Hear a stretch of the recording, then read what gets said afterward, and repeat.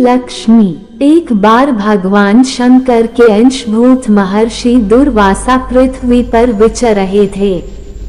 घूमते वे एक मनोहर वन में गए।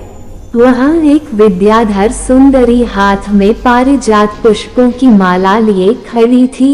वह माला दिव्य पुष्पों की बनी थी।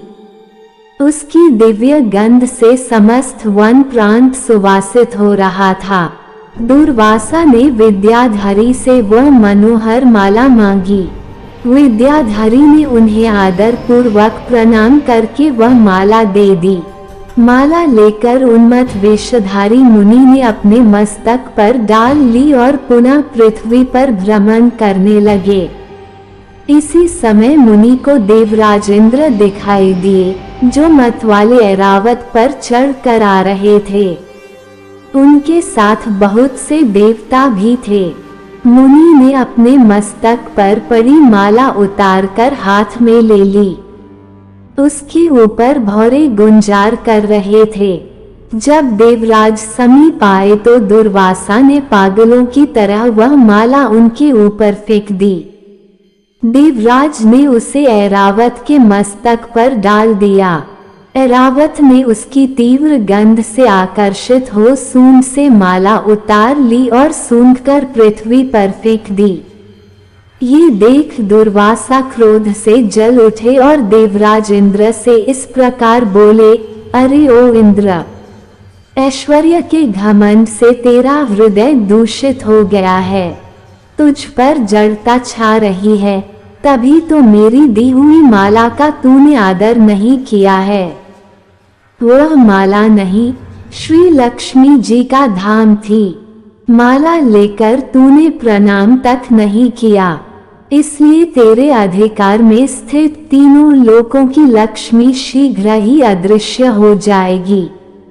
ये शाप सुनकर देवराज इंद्र घबरा गए और तुरंत ही ऐरावत से उतरकर मुनि के चरणों में पड़ गए। उन्होंने दुर्वासा को प्रसन्न करने की लाख चेष्टाएं की, किंतु महर्षि टस से मस न हुए।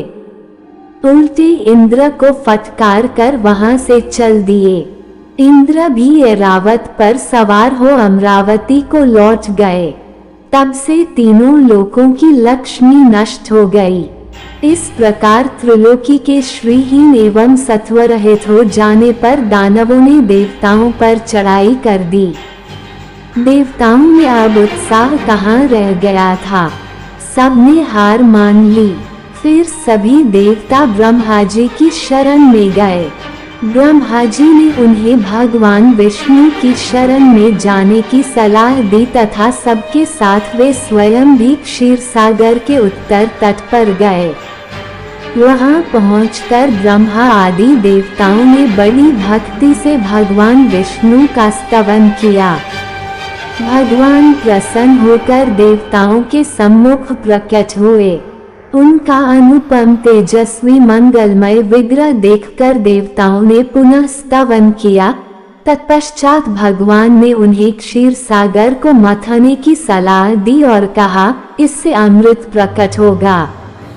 उसके पान करने से तुम सब लोग अजर अमर हो जाओगे, किंतु ये कार्य है बहुत दुष्कर, अतः तुम्हें दैत्यों को भी अपना साथी बना लेना चाहिए।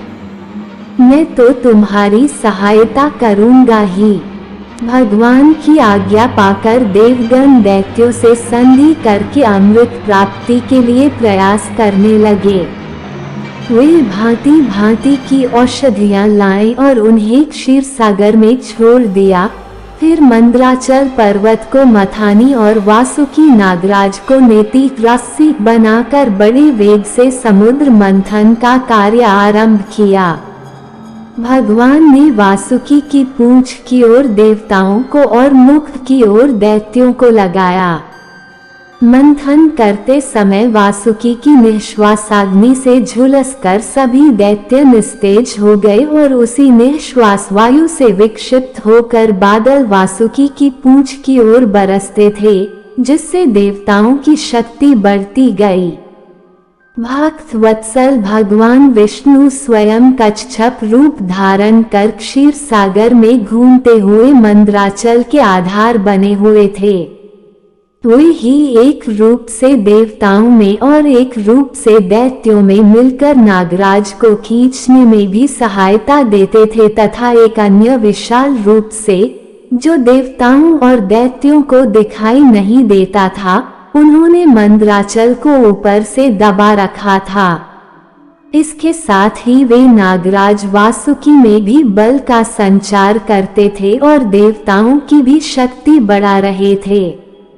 इस प्रकार मंथन करने पर क्षीर सागर से क्रमशः कामधेनु, वारुणी देवी, कल्पवृक्ष और अप्सराएं प्रकट हुईं। इसके बाद चंद्रमा निकले, जिन्हें महादेव जी ने मस्तक पर धारण किया। फिर विष प्रकट हुआ जिसे नागों ने चाट लिया। तदनंतर अमृत का कलश हाथ में लिए धन्वंतरी का प्रादुर्भाव हुआ। इससे देवताओं और दानवों को भी बड़ी प्रसन्नता हुई। सबके अंत में क्षीर समुद्र से भगवती लक्ष्मी देवी प्रकट हुई। वे खिले हुए कमल के आसन पर विराजमान थी। उनके अंगों की दिव्य कांति सब ओर प्रकाशित हो रही थी।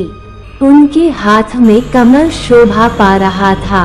उनका दर्शन कर देवता और महर्षिगण प्रसन्न हो गए। उन्होंने वैदिक श्री सूक्त का पाठ करके लक्ष्मी देवी का स्तवन करके दिव्य वस्त्राभूषण अर्पित किए।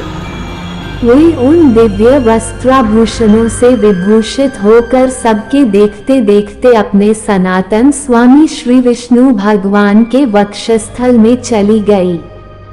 भगवान को लक्ष्मी जी के साथ देखकर देवता प्रसन्न हो गए। दैत्यों को बड़ी निराशा हुई। उन्होंने धन्वंतरी के हाथ से अमृत का कलश छीन लिया, किंतु भगवान ने मोहिनी स्त्री के रूप से उन्हें अपनी माया द्वारा मोहित करके सारा अमृत देवताओं को ही पिला दिया। तदनंतर इंद्र ने बड़ी विनय और भक्ति के साथ श्री लक्ष्मी जी ने देवताओं को मनोवांछित वरदान दिया।